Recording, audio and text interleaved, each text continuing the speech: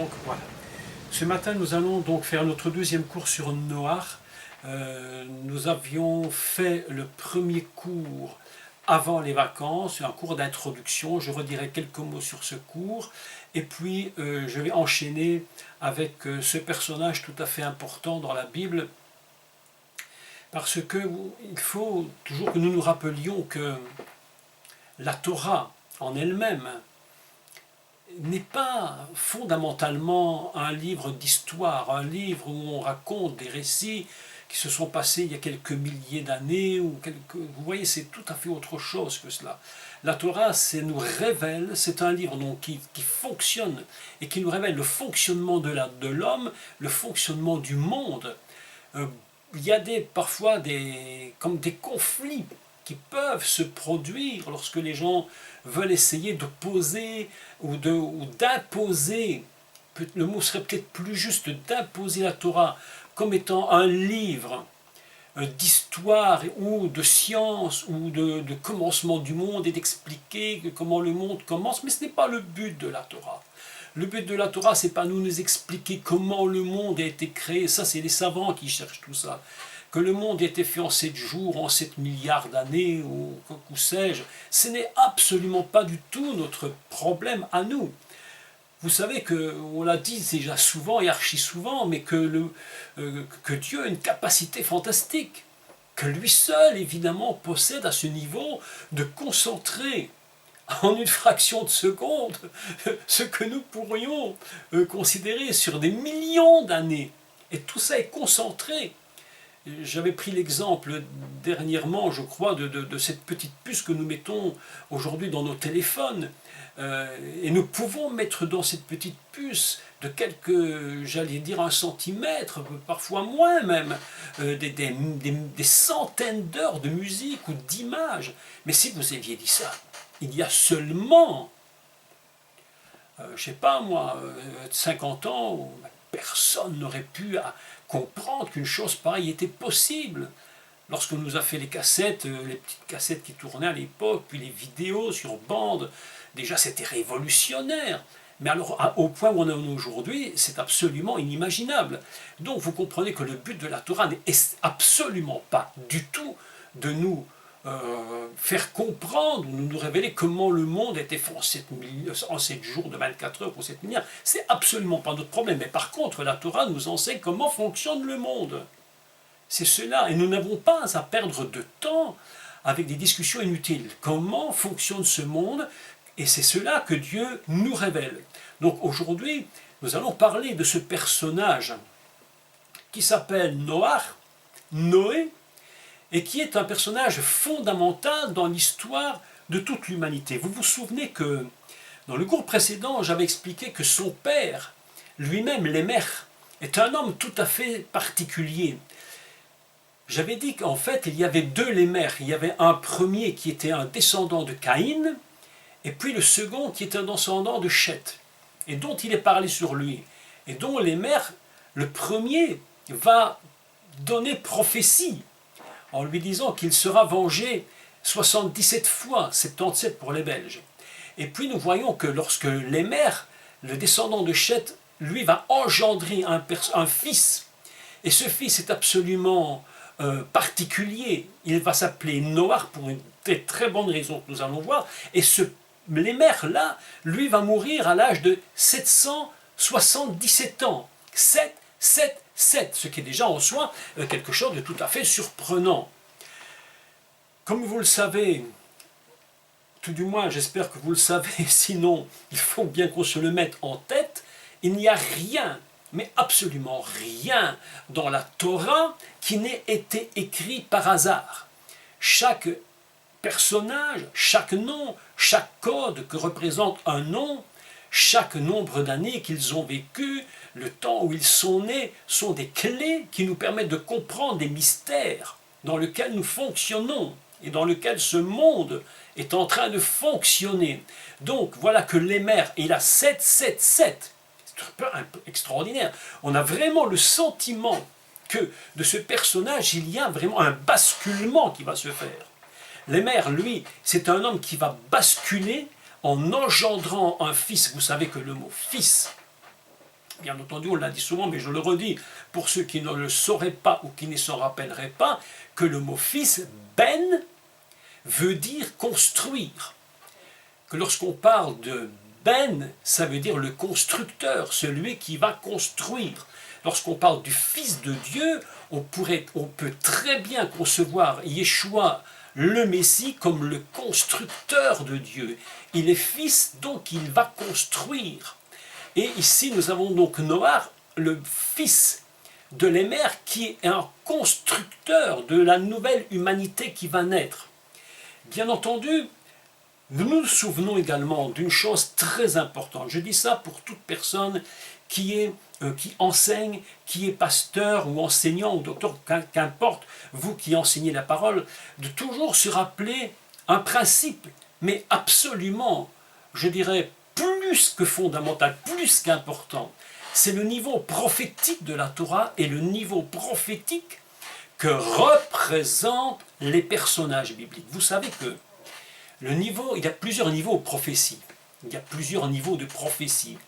Alors, en introduction, c'est important de le dire pour comprendre qui est Noach. Vous savez que dans le niveau prophétique, il y a différents stades.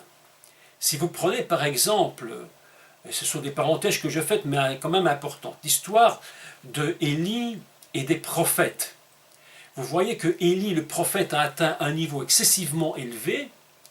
Vous voyez qu'il y a Élisée, le prophète, qui lui comprend prophétiquement des niveaux qui ont quasi atteint celui d'Élie à un certain moment de son ministère. Et puis vous avez tout le reste. Et quand je dis le reste, n'est pas du tout péjoratif, c'est pas réduire les gens à rien du tout. Je dis le reste des prophètes, ce qu'on appelle les fils des prophètes, d'accord, qui eux ont un niveau de prophétie, je dirais, un peu moindre, puisqu'à un certain moment, nous voyons que les fils de prophètes ne comprennent plus rien du tout. Et Élisée leur dira à un moment donné, écoutez, voilà, n'allez pas, mon maître est parti, et puis c'est tout, n'allez pas, ça ne sert à rien. Mais les fils de prophètes disent, mais non, peut-être que Dieu l'a emmené, puis on va le retrouver, à la limite, ce serait sympa quand même, mais ils ne comprennent pas. Donc vous voyez qu'il y a des niveaux prophétiques différents. Alors, les personnages bibliques tels que Élie, Élisée, Noé, David, Abraham, Adam lui-même sont des personnages dont possèdent en eux la fonction prophétique ultime. Je pense vraiment que le niveau prophétique le plus élevé qui existe de toute l'histoire du monde, ce n'est pas lorsque nous disons des mots seulement.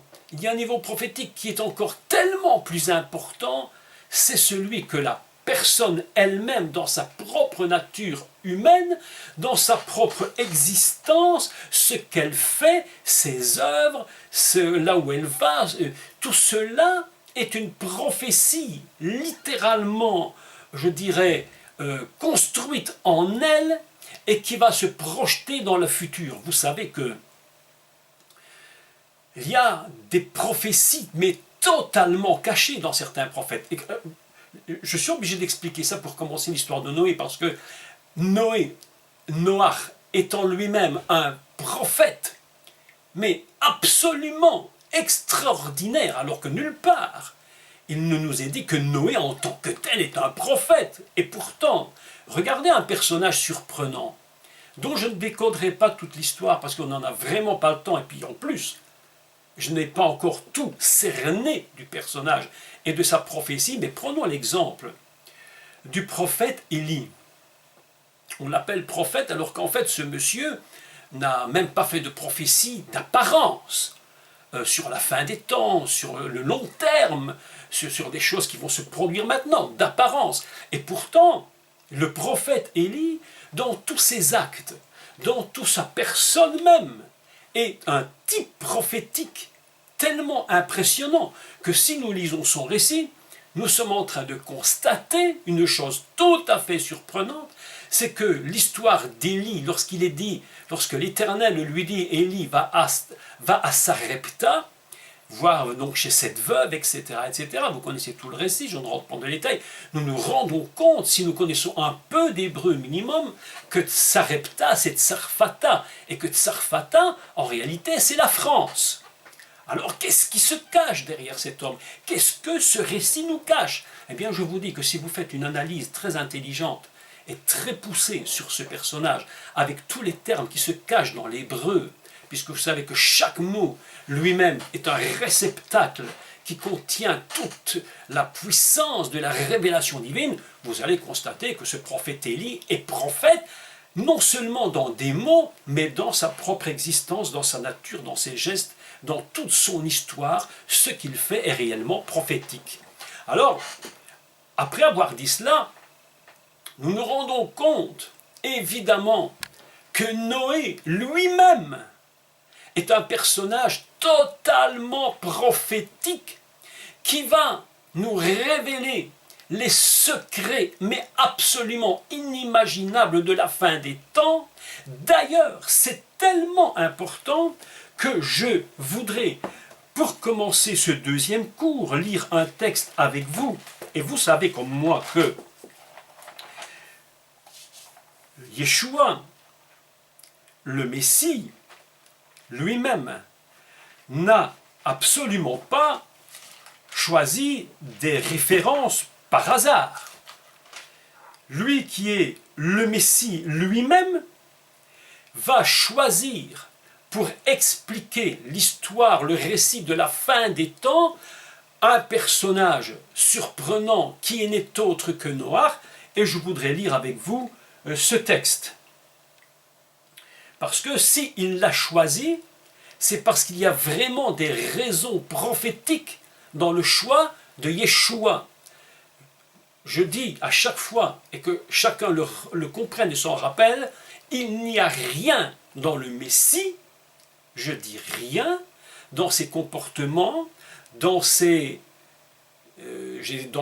vie de chaque instant, dans ses paroles, dans tout ce qu'il fait, il n'y a rien qui soit fait par hasard. Tout est pesé et calculé.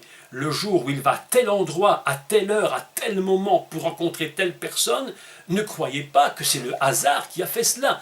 Tout est prévu dans un plan absolument parfait. Le jour de sa naissance, je vous l'avais expliqué dans les cours précédents, jusqu'à la fin de son existence terrestre, et tout ça est un calcul parfait. Donc le Mashiach, Yeshua, va choisir pour expliquer ce qu'est la fin des temps, le personnage de Noach. Je lis le texte avec vous, et puis nous allons parler un peu de qui est ce Noach et la raison pour laquelle le Mashiach a choisi justement Noach comme référence pour la fin des temps. Et nous lisons ensemble dans l'évangile de Matthieu, au chapitre 24, vous connaissez bien entendu,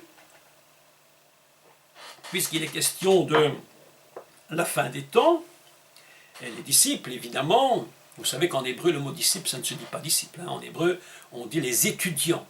C'est surprenant déjà, hein, les étudiants. C'est ceux qui étudient. Mais pour être un bon étudiant, il faut être discipliné. Donc, c'est intéressant que le mot disciple soit étudiant. Donc, je vous avais dit que le Messie s'était discipliné sous Torah dans les cours précédents, est très important. Donc, il faut aussi que les disciples, nous soyons des étudiants disciplinés. Donc, nous lisons ce texte à partir du chapitre 24 de l'évangile de Matthieu et au chapitre 30 et au verset 36. Et je vous laisse le temps de prendre votre Bible si vous l'avez. Évidemment, nous la lisons en français. C'est plus simple. Donc, pour ce qui est du jour et de l'heure, personne ne le sait, ni les anges des cieux, ni le Fils, mais le Père seul. Déjà là, cette première phrase est déjà très, très, très intéressante. Parce que beaucoup de gens aujourd'hui, il faut le dire quand même, essayent à tout prix de nous faire croire qu'ils ont compris le jour où le Messie allait venir. Alors que voilà qu'en fait, il nous dit clairement que personne ne le sait. Et il va prendre l'exemple de Noach. Et nous continuons. Verset 37. Ce qui arriva du temps de Noach arrivera de même à l'avènement du Fils de l'homme. Car dans les jours qui précédèrent le déluge, les hommes mangeaient et buvaient, se mariaient et mariaient leurs enfants, jusqu'au jour où Noach entra dans l'arche, et ils ne se doutèrent de rien, jusqu'à ce que le déluge vienne et les emporte tous.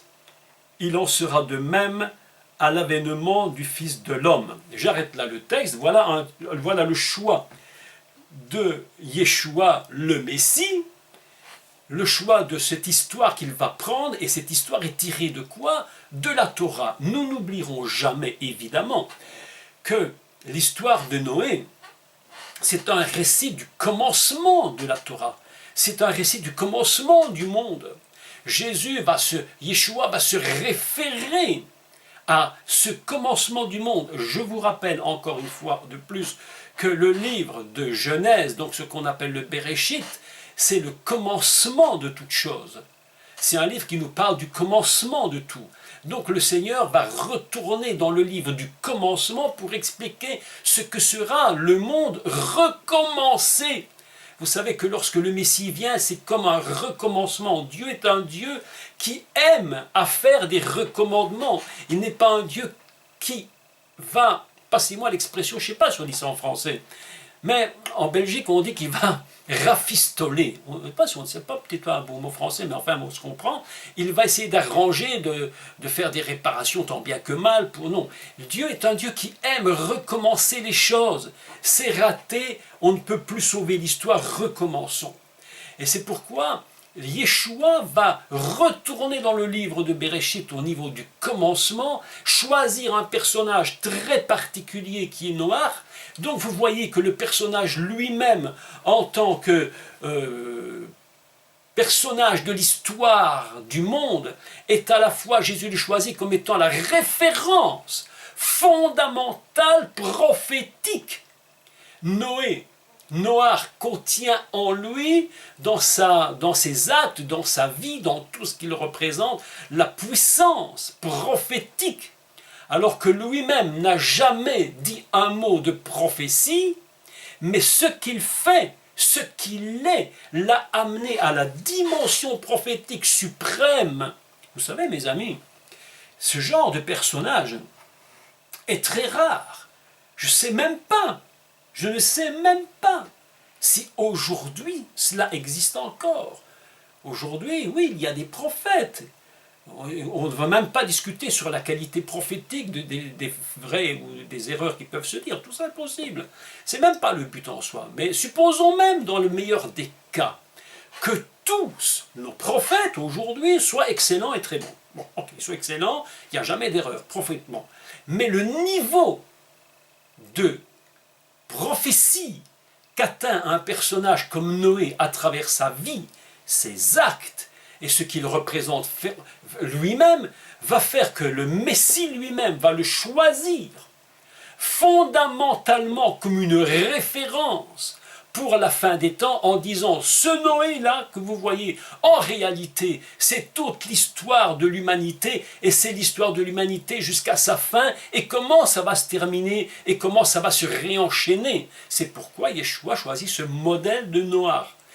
Il y a un autre personnage absolument tellement prophétique au niveau du Messie, c'est le personnage de Yona, qu'on appelle en français Jonas, dont le Messie va également prendre la référence pour dire de même que le Jonas était 3 jours et 3 nuits dans le ventre du poisson, eh bien le Fils de l'homme sera également 3 jours et 3 nuits dans la tombe. Mais mes amis, vous imaginez bien que Yona n'a jamais prophétisé ouvertement que le Messie serait 3 jours dans la tombe. Et pourtant, c'est la référence que le Messie utilise. Mes amis, je vous dis une vérité. Il y a un niveau prophétique tel chez ces personnages bibliques, mais un niveau prophétique tel que je pense que pour l'atteindre, je ne sais même pas, et je ne parlerai que pour moi, si cela est véritablement possible. Je ne le sais même pas. Peut-être, pour d'autres, je ne sais pas. mais le niveau prophétique des hommes de Dieu, de ces personnages tels que Adam, Abraham, Sarah, tous ces personnages ont atteint un niveau si grand que le Messie lui-même va choisir quelques-uns de ces personnages pour les utiliser afin de révéler les temps de la fin. Maintenant, après avoir dit cette petite introduction sur le niveau de la prophétie biblique dans la nature des hommes de Dieu et des personnages bibliques, nous allons maintenant rentrer dans ce que représente véritablement le personnage de Noach. Et je voudrais dire, pour commencer, une chose importante. Je voudrais que vous compreniez, et si je posais une question d'abord, quelle est l'histoire de Noach? Que lorsque vous posez une question à des chrétiens, ou à des pasteurs, ou qu'importe, même, je dirais même, Noé est un personnage surprenant, parce qu'on va beaucoup l'utiliser lorsqu'on parle de l'école du dimanche, n'est-ce pas? Il y a même des petites chansons qui ont été écrites sur Noé, sur l'arche de Noé, hein, les animaux qui rentrent deux par deux, etc. Vous connaissez tout ça. Et ces petites chansons ont été écrites pour l'école du dimanche, pour les enfants, où on leur apprend que l'éléphant est venu avec sa femelle, ils sont rentrés dans l'arche, etc., etc. Bon, tout ça on sait, tout ça on sait. Mais si on demande à ces gens, mais qui est Noé? Qu'est-ce qu'il a fait Noé? Tout le monde va nous dire. Quel est le but de Noé? Tout le monde, mais indistinctement, à moins une exception particulière, et ce matin nous allons faire l'exception, qu'est-ce qu'on va nous répondre? On va nous répondre, Noé, c'est l'arche de Noé. Ben, évidemment, Noé, c'est l'arche. Fondamentalement, lorsqu'on dessine Noé, on va faire un homme avec un bateau. Si nous pensons à Noé, première chose qu'on cherche sur la terre, les gens se sont mis à chercher, est-ce qu'on peut retrouver l'arche de Noé? Oui ou non? C'est la vérité. Donc, dans la tête des gens, fondamentalement, Noé, c'est quoi? C'est celui qui va sauver le monde, tout du moins, soyons prudents dans les mots, qui va au moins sauver sa famille, donc les 8 personnes, qui va rentrer dans cette arche dont nous allons parler plus tard, mais aujourd'hui ce n'est pas le sujet, parce que l'arche elle-même, c'est un mot qui ne veut strictement rien dire. C'est exactement lorsqu'on parle de l'arche de l'alliance. Le mot arche ne veut strictement pas dire grand-chose. C'est des mots que l'on a religieusement sublimés pour dire des choses qui ne veulent rien dire. Donc, fondamentalement, de quoi parle-t-on? On va nous dire, Noé a fait un bateau. Tout le monde est rentré dedans, les animaux 2 par 2, ce qui est déjà en soi une erreur, parce que parfois ils étaient 7 par 7, donc c'est déjà une erreur. Donc il y a là une erreur fondamentale. Et je voudrais, pour corriger cette erreur, ce n'est pas la fonction fondamentale de Noé de construire un bateau et de faire rentrer sa famille. Ce n'était pas le but de son père lorsque Noé est né. Lorsque Noach va naître, son père l'aimait. Il va prophétiser sur lui. Écoutez la prophétie qu'il va faire sur lui. Et vous allez comprendre que fondamentalement, le travail de Noé, la raison de la venue de Noé sur cette terre, n'était pas, bien que Dieu savait qu'il allait le faire, de construire le bateau. Son père lui-même, à la limite, n'en était même pas conscient, probablement pas, puisque le père n'avait jamais entendu Dieu lui dire « construis-moi une arche ». Seulement Noé l'avait entendu. Mais écoutons maintenant ce que le père dit du but de Noach. C'est là très très important. Lisons à partir du livre de Genèse. Donc dans le Sefer Bereshit, le livre de Bereshit, c'est Genèse, pour ceux qui ne savent pas, donc Sefer c'est le livre, Bereshit c'est la Genèse, le commencement. Donc Sefer Bereshit, le livre de la Genèse. Alors, au chapitre 5 et au verset 28,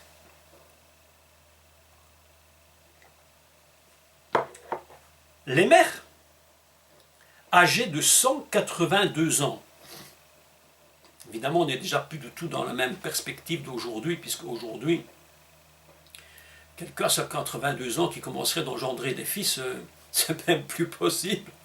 J'entendais hier à la télévision que je crois que c'est en France, la doyenne de la France avait 113 ans, quelque chose comme ça. Pour nous, c'est déjà un âge excessivement canonique, si je peux m'exprimer ainsi.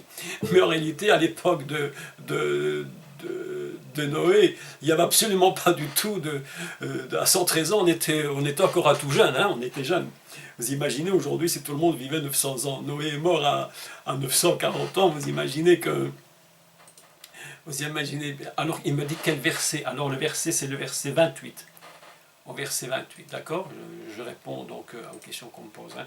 Donc, c'est Genèse 5, verset 28. Donc, voilà, que les mères âgées de 182 ans engendra un fils, ou un constructeur, si on peut le dire comme cela. Mais c'est un fils. Il lui donna le nom de Noach, en disant, écoutez bien, à quoi va être utilisé Noach? Pour quelle raison vient-il sur terre? Eh bien, il le dit, celui-ci nous consolera, non pas bâtira une arche, hein, c'est pas ça. Le but fondamental, c'est qu'il nous consolera de nos fatigues et du travail pénible de nos mains provenant de cette terre que l'Éternel a maudite. Voilà fondamentalement la raison pour laquelle Noach va être engendré, c'est pour consoler de quoi? Du travail pénible, du travail qui nous fatigue. Il est dit qu'il va consoler, il va permettre que l'humanité qui a été totalement perturbée, pour ne pas dire violée par le serpent, c'est un viol du serpent, littéralement, puisque vous vous rappelez que lorsque le serpent va voir la femme, il va dire que la femme va dire « le serpent m'a séduite ». Hein, mais on peut aussi le traduire dans une pensée, le serpent m'a épousé, il y a comme une épousaille là, il y a une viol, il est comme si le monde et la dame fondamentale par la femme, en l'occurrence là, et même par l'homme, mais c'est dans nos détails, ça, je vous demande de réécouter les cours précédents sur le début du monde, comme s'il y avait eu un véritable viol du monde par le serpent. C'est absolument ce qui se passe aujourd'hui d'ailleurs. À quoi sert Noach? À consoler le monde de cette catastrophe, mais impensable, je ne sais même pas. Si le monde, ou plutôt oui, je pense qu'on le sait, si, tout du moins nous, que le monde est au courant que ce qu'il vit aujourd'hui, c'est le viol d'un serpent, le viol du diable. À chaque fois que le diable vient et veut s'unir avec nous, veut venir porter la semence en nous, veut déposer sa semence en nous, je vous dis, c'est un viol. Et à chaque fois que ces choses se produisent sur la terre, le monde est en train de monter dans une catastrophe, mais impressionnante. Je crois que le monde, même les croyants, mes amis, écoutez-moi, si vous l'enseignez à vos croyants, si vous avez des chrétiens, enseignez-leur que chaque péché que nous faisons mais est un drame indescriptible parce que nous nous sommes laissés prendre par un viol satanique. Chaque péché que le diable vient mettre en nous, chaque semence qu'il vient mettre en nous est une destruction non seulement du monde, mais destruction de l'univers, destruction, le monde est totalement perturbé, l'univers était perturbé par la première faute, qui paraît insignifiante, mais qui est un drame, mais impensable. Impensable. Le péché n'est pas une rigolade. Le péché, c'est un viol du diable. Le serpent, dit la femme, m'a séduite. Le même mot peut se dire. Le serpent m'a épousé. Vous imaginez le mot? Vous imaginez jusqu'où ça peut aller? Ishiani, épousé. Vous imaginez? Donc, voilà que notre Noach, il vient pourquoi? Alors, premièrement, parlons de Noach. Alors, disons un mot sur Noach, c'est très important. Noach, si vous posez la question aux gens, qu'est-ce que cela veut dire, son nom, la plupart des gens ne vont jamais vous le dire, parce qu'ils ne le savent même pas à la limite. Noach signifie repos. Et je vais vous mettre en ligne un petit document que j'ai préparé ce matin, et je vais vous montrer quelque chose d'intéressant par rapport à Noach. Donc je vous envoie le document. En principe, quand vous l'avez, vous me faites un petit OK pour me dire que vous l'avez bien reçu et que vous le voyez en ligne. Voilà, il est là. Nous voyons Noach, Noé, comme je l'ai écrit, signifie repos. On a souvent, très souvent, traduit que le mot Shabbat, qu'on dit Dieu se reposa, Dieu fait Shabbat, on a traduit Shabbat par repos, mais en réalité, Shabbat n'est pas repos, Shabbat veut dire cesser. Alors que Noach, la racine Nun, alors, ici évidemment la racine du mot, si je reprends ici la racine du mot et que je mets un vav au milieu, une lettre hébraïque ici qui s'appelle le vav, nous avons la racine, j'écris mal parce que bon, c'est pas très pratique, hein. Mais si vous avez le nun, je prends ma petite main et je vous montre, nous avons donc le nun, attendez, j'essaie de prendre ma petite main, et voilà, ma petite main ne veut pas prendre. Bon, je prends celui-ci, c'est pas grave, si vous voyez ma petite flèche normalement. La première lettre c'est le nun, la deuxième c'est un vav, la troisième c'est un ret. Nous avons cette racine qui signifie se reposer, le repos. Tous les mots, enfin la plupart des mots, pas tous, mais la plupart des mots hébreux qui parlent de repos, vont se construire sur la racine de Noé. Lorsqu'il est écrit « je vous donnerai du repos », c'est la racine de Noé, de Noach, celui que Jésus choisit, Yeshua choisit lui-même pour nous parler d'un recommencement. Je vous donne de repos, c'est-à-dire la racine de Noach. Vous allez remarquer aussi, ça c'est une petite parenthèse que je fais, uniquement pour ceux qui connaissent un peu d'hébreu ou qui veulent l'apprendre un peu plus tard, que la lettre ret qui se trouve à la fin d'un mot avec la voyelle A, on va dire A qui se trouve en dessous, se dit Noach et non pas Nora. C'est une parenthèse au niveau de la prononciation. Lorsqu'un ret se trouve en fin de mot, avec une voyelle bien sûr, eh bien on prononce la voyelle avant la consonne.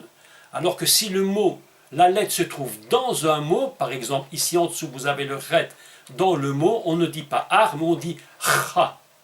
Donc, juste petite parenthèse, c'est une petite parenthèse hébraïque que je fais pour ceux qui veulent connaître un peu d'hébreu. Lorsque le ret est en fin de mot, on prononce la voyelle avant la consonne. Lorsque le ret est dans un mot, on prononce le ret en premier, la consonne en premier et la voyelle en second. C'est simplement une petite parenthèse au point de vue technique de la prononciation. Donc, comme ici c'est en fin de mot, et que nous avons la voyelle, on dit Noach. Dans le mot Noach, cette lettre n'existe pas, le vav, ceci est seulement pour la racine du mot.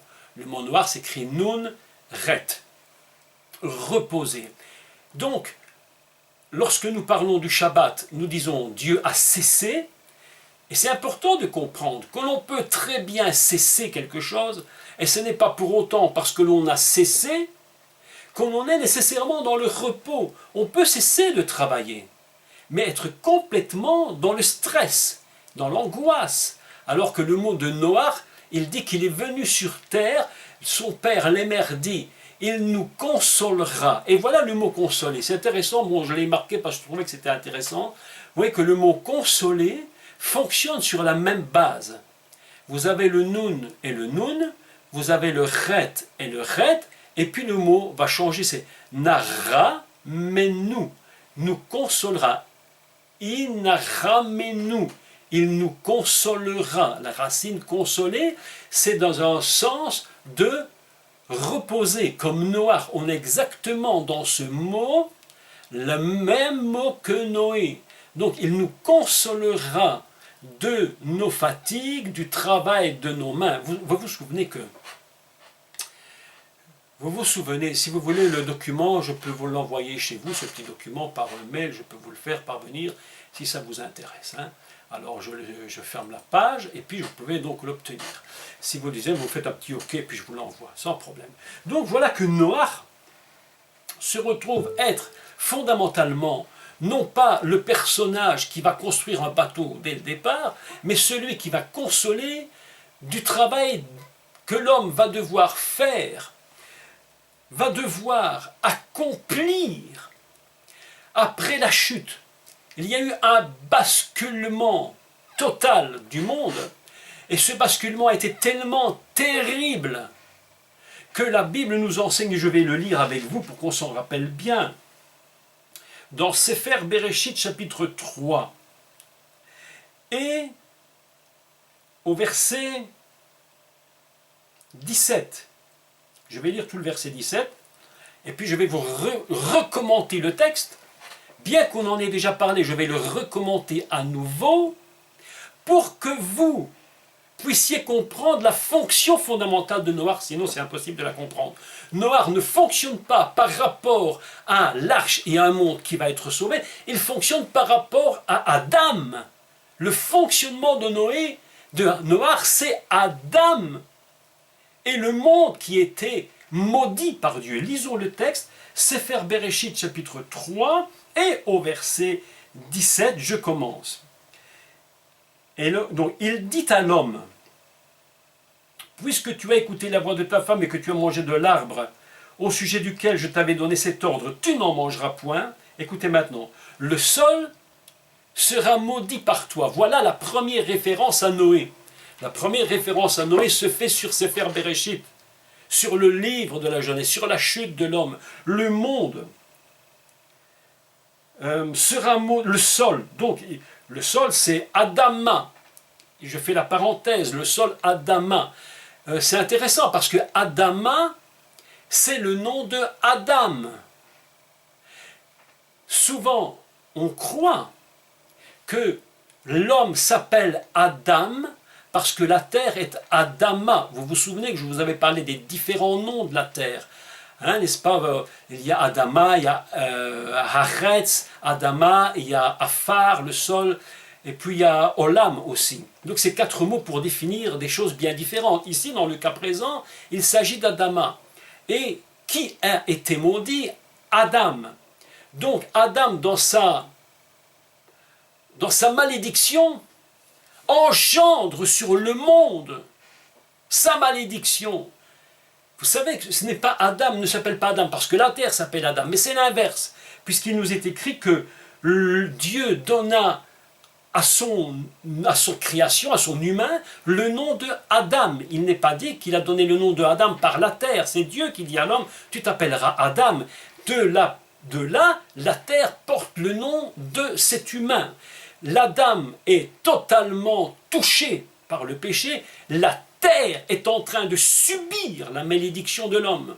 Je vous l'avais dit et je vous l'avais enseigné, que la terre étant dans les cours sur Caïn et Hevel, que la terre se venge littéralement de l'homme. La terre se venge lorsqu'elle va boire le sang de Hevel, la terre va se venger. Vous savez, aujourd'hui, la terre se venge. Chaque goutte de sang qui est versée sur cette terre par la violence, la méchanceté, la cruauté, est en train de produire une terre qui est en train de se venger.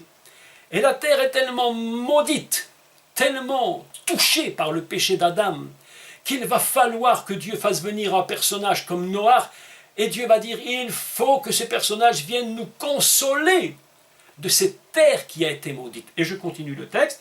Donc, je recherche, le sol sera maudit à cause de toi. Autrement dit, c'est bien toi qui as maudit la terre. C'est à force de peine que tu tireras ta nourriture tous les jours de ta vie. Il te produira des épines et des ronces Si vous voulez avoir tous les détails sur ces épines, les séronces et tout cela, il faut retourner dans les cours précédents sur le Sefer Bereshit, tout ça a été dit, je ne peux pas tout redire. Il te produira donc des épines et des ronces, et tu mangeras de l'herbe des champs, c'est-à-dire tu retourneras même pour ta nourriture dans l'animalité. C'est à la sueur de ton nez, littéralement, non pas de ton visage, c'est une mauvaise traduction, à la sueur de ton nez, que tu mangeras du pain, je vous rappelle, là je vais dire quelques commentaires, jusqu'à ce que tu retournes dans la terre, donc dans la terre d'où tu es très pris, car tu es afar, et tu tourneras dans la poussière. Afar, c'est un autre mot pour définir les choses.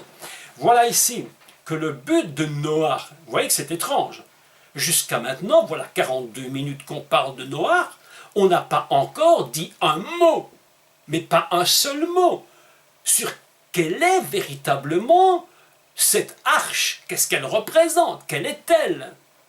Jusque-là, voilà que Noach, sa fonction fondamentale, c'est de consoler, c'est-à-dire d'utiliser sa nature de consolateur, puisque Noach, nous le retrouvons dans le mot consoler, eh bien sa fonction fondamentale, c'est la consolation, puisqu'il est dit, il nous consolera de nos fatigues et du travail pénible de nos mains, provenant de cette Adama que l'Éternel a maudite à cause de lui, Adam.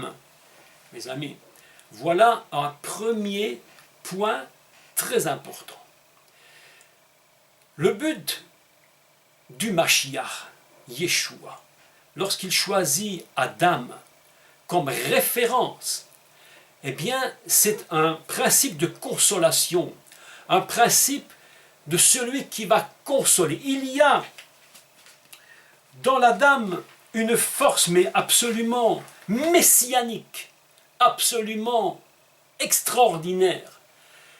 Il va utiliser le Messie, cette force messianique qui est dans l'Adam, cette force prophétique du Messie, pour justement expliquer à ses disciples, à ceux qui l'entourent, pourquoi l'Adam a été choisi. Parce qu'il faut que vous sachiez quand même que lorsque le Mashiach parle, il ne parle pas des inconnus de la Torah, il ne parle qu'à des gens qui connaissent la Torah, des personnes qui vont donc au temple ou dans les synagogues. Il parle à des Juifs, à des personnes sur Israël, donc ils connaissent qui est ce personnage, ils ont entendu parler longuement de lui.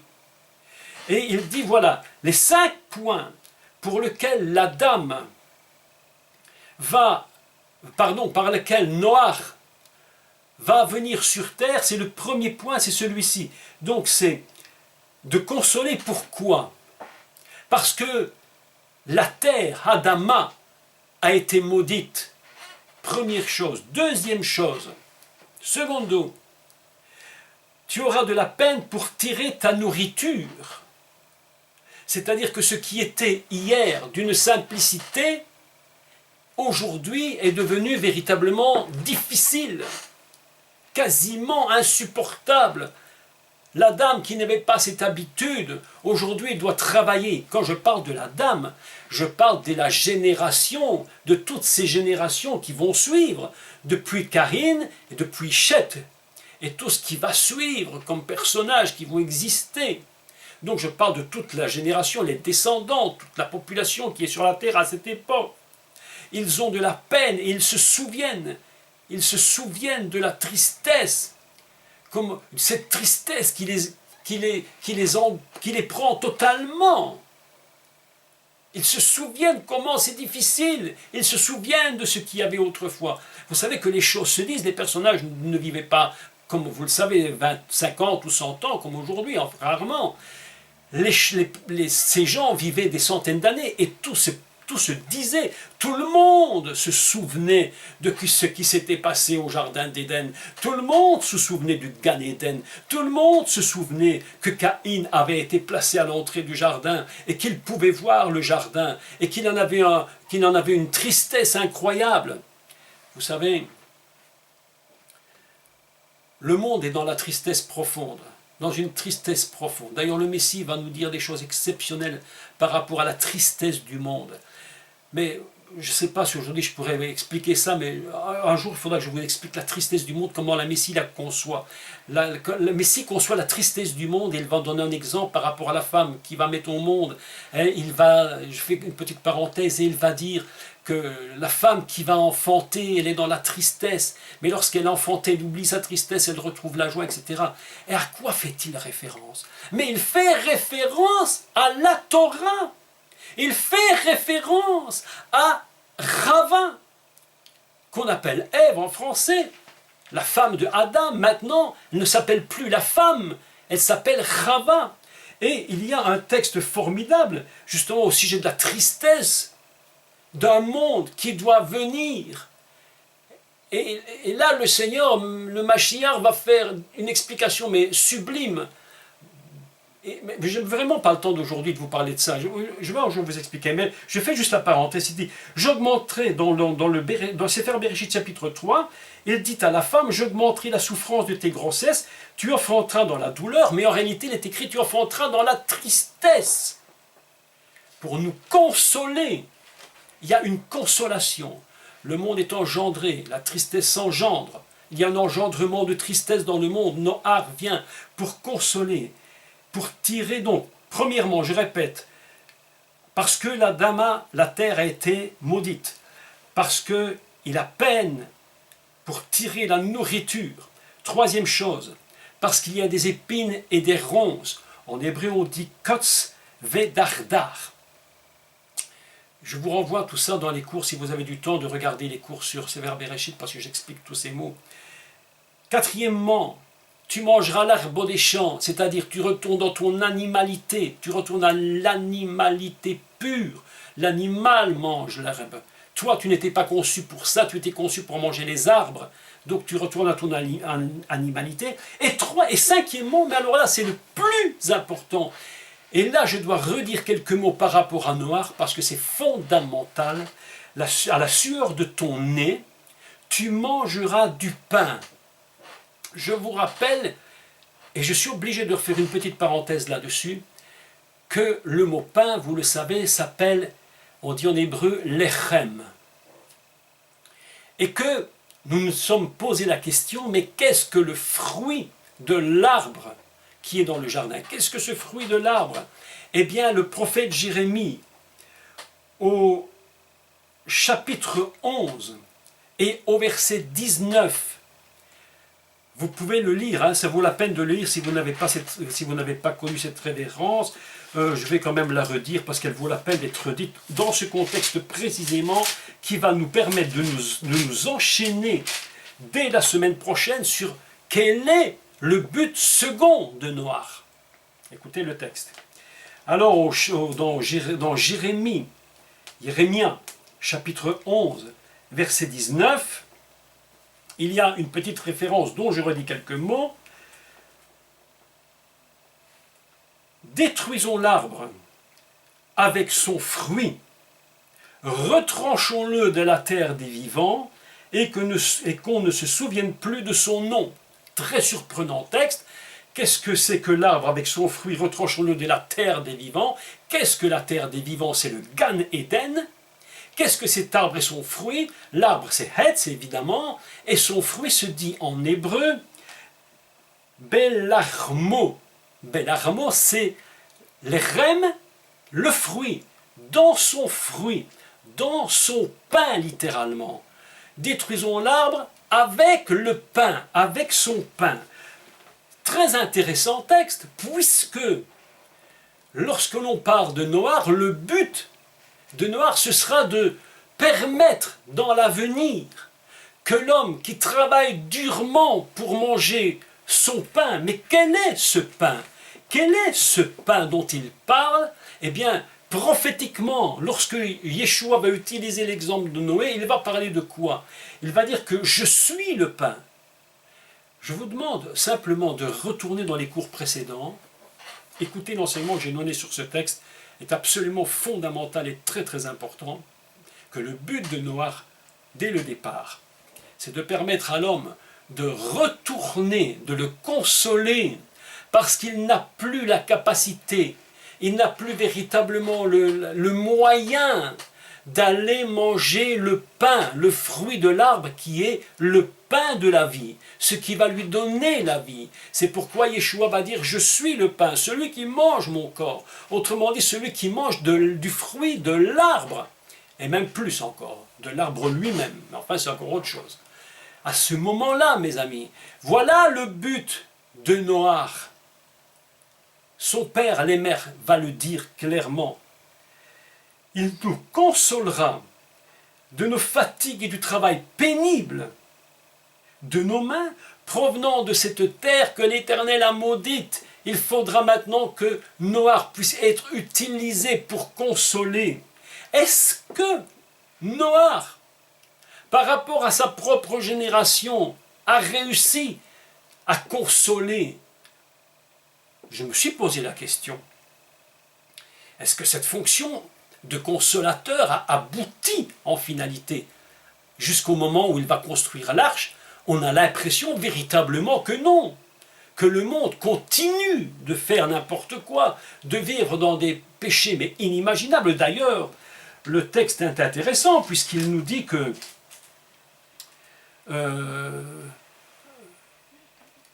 l'homme, au verset dans le Sefer Bereshit chapitre 6 verset 5, je lis à partir de 5, les versets d'avance, je ne les commente pas aujourd'hui. L'Éternel vit que la méchanceté des hommes était grande sur la terre et que toutes les pensées de leur cœur se portaient chaque jour uniquement vers le mal. L'Éternel se repentit d'avoir fait l'homme sur la terre et il fut affligé en son cœur.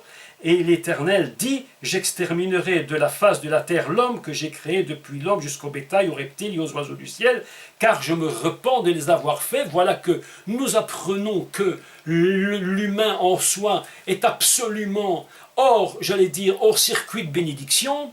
Ça ne fonctionne plus. Noach est venu pour consoler le monde. On a l'impression que le monde n'est absolument pas du tout consolé. D'ailleurs, vous savez que le Mashiach lui-même est venu pour consoler. Le Saint-Esprit est un consolateur. Le Saint-Esprit vient vous consoler. Le Mashiach lui-même est venu. Vous savez que la Bible nous dit dans Ésaïe 40, verset 11, qu'il est venu pour prendre ses agneaux. Il les prend dans ses bras. Le texte d'Ésaïe est très très beau dans Ésaïe 40, 11. Il dit qu'il est venu prendre ses agneaux. Vous savez qu'en hébreu, le mot agneau se dit talé. Tête, lamed, Hé, talé. Mais en même temps, ce mot a un sens de raccommoder, de réparer, de prendre pour réparer son agneau. Lorsque le Mashiach vient, qu'il prend ses agneaux dans ses bras, c'est pas seulement parce qu'il aime, mais c'est parce qu'il a un désir de réparation. C'est pourquoi il dit à Noach, tu vas être un homme de consolation. Je veux que tu sois un homme de réparation. Voilà le but de Noach, mais le monde qui est avec lui, toutes ces personnes, ce monde qui existe dans cette période de Noach est un monde qui s'empire de jour en jour. Tout va mal et Dieu regarde cela et il voit que l'homme ne peut absolument pas du tout fonctionner dans le sens de Noach. Et vous allez voir à partir de la semaine prochaine et du prochain cours comment Dieu considère ce Noach par rapport à l'humanité et pourquoi il a été spécifiquement choisi. Comment cet homme a été trouvé juste, comment cet homme a été trouvé intègre, c'est-à-dire on dit qu'il était en réalité intègre, il était juste et simple, un homme juste et simple.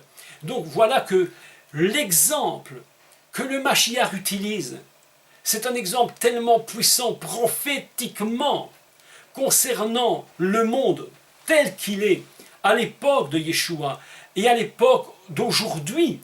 C'est pourquoi voilà que Noach est choisi et il reçoit prophétiquement la fonction de consoler un monde totalement triste, détruit. Et nous allons voir la semaine prochaine comment Dieu va fonctionner. Le monde a-t-il été consolé?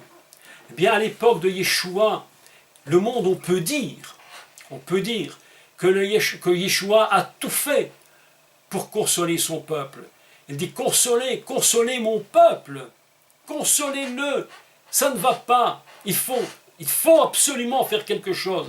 Et vous allez voir qu'en finalité, Yeshua, c'est le type, ou plutôt Noach, c'est le type parfait du Messie dans toute sa fonction. Et vous allez voir que ce que Dieu va demander à Noach pour pouvoir recommencer une humanité, parce qu'il faut que vous sachiez que Noach est un recommencement d'humanité. Noach, c'est pas celui qui va faire une sorte, je ne sais pas moi, de rafistolage d'un monde perdu. Noach, Dieu va demander à Noach de repartir à zéro. Et il va lui dire les mêmes mots, mais véritablement les mêmes mots.